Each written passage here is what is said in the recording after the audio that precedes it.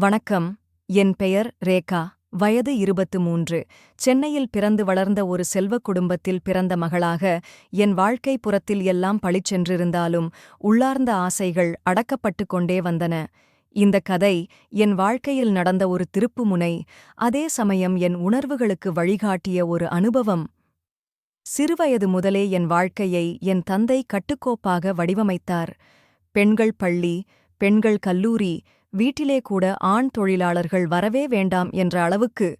என் தந்தையின் கண்களில் சந்தேகம் என்றால் எதையும் தாண்டியது. வீட்டின் முன் ஒரு சின்ன கதவு கூட பூட்டிலிருப்பது வழக்கம். என்னோட ஆசைகள் சின்னதுதான். தோழிகளுடன் வெளியில் சுத்தணும், காஃபி ஷாப்பு போயிடணும், சினிமா பார்க்கணும், ஒரு ஆணோட கை பிடித்து நடக்கணும். ஆனா அது எல்லாமே கனவாகவே இருந்தது. ஒரு வெயில் காலம்.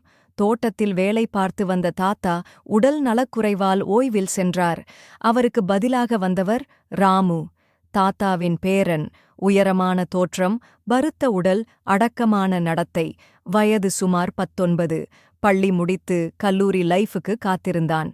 சாமானிய தொழிலாளிதான். ஆனா அவனோட தோற்றமே எனக்குள் சில விசித்திர உணர்வுகளை கிளப்பியது. முதலில் ராமு எனக்கு அக்கா என்று கூப்பிட ஆரம்பித்தான். அவன் மழை தினங்களில் பசுமைத் தோட்டத்தில் வேலை செய்யும் மயக்கமாக இருந்தது. நான் அவனை கவர்ந்திருக்கிறேனா எனும் சந்தேகம் நாளடைவில் உறுதியாகியது. நான் அவனுக்கு வலை வீச ஆரம்பித்தேன். சில நேரங்களில் நீச்சல் குளத்தில் கில்மாவாக குளிப்பேன். சில நேரங்களில் அவனருகே நின்று மெதுவாக பேசுவேன். அவன் கண்கள் மட்டும் என் உடலை பார்க்கும் போல் தெரிந்தது. ஒரு வார இறுதி. வீட்டில் அனைவரும் உறவின் திருமணத்திற்காக ஊருக்குப் போனார்கள். நான் மட்டும் கல்லூரி தேர்வு காரணமாக வீட்டிலிருந்தேன். அதே நேரத்தில் ராமுவும் வீட்டில் தங்க வைக்கப்பட்டான். வீட்டின் முழு வசதி, குளம், தோட்டம் எல்லாமே நம்ம இருவருக்கே உரிமையாக இருந்தது. அந்த மாலை நான் நீச்சல் குளத்தில் குளிக்க ஆரம்பித்தேன்.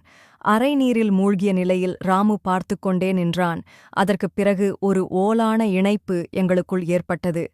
என் உள்ளுக்குள் ஒரு முடிவு. இன்றுதான். ராமு என்று கத்தினேன். திடீரென மூச்சு சிரமம் என நடிக்க ஆரம்பித்தேன். அவன் குதித்து வந்தான். என் இடுப்பில் கையை வைத்து மேலே தூக்கினான். தண்ணீரிலிருந்து வெளியில் வந்ததும் அவனது முகத்தில் பதட்டம். ஆனா என் முகத்தில் இருந்தது ஆசை. ராமு, நீ என்ன காப்பாத்திட்ட? உண்மையிலேயே என் மனசுக்குள்ள நீ வந்துட்ட.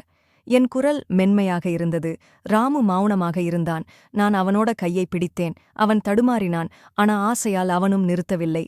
அதுக்கப்புறம்தான் எனது மன்மத வேலையை அவனுக்கு காட்ட ஆரம்பித்தேன்.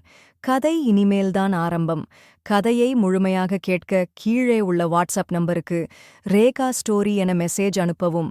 இது இலவசம் அல்ல. இதை பற்றி தெரிந்து கொள்ள வாட்ஸ்அப் வாங்க. இந்த நிகழ்வில் என் ஆசை திருப்தியடைந்ததா? இல்லையா? ராமு என்னை ஓத்தானா? இல்லை நான் ஓத்தேனா? முழு கதையின் தொடர்ச்சியை முழுமையாக நீங்கள் எதிர்பார்ப்பதைப் போல் ஓழ்வார்த்தையுடன் கேட்க வாட்ஸ்அப்ல ரேகா ஸ்டோரி என மெசேஜ் செய்யவும் நன்றி.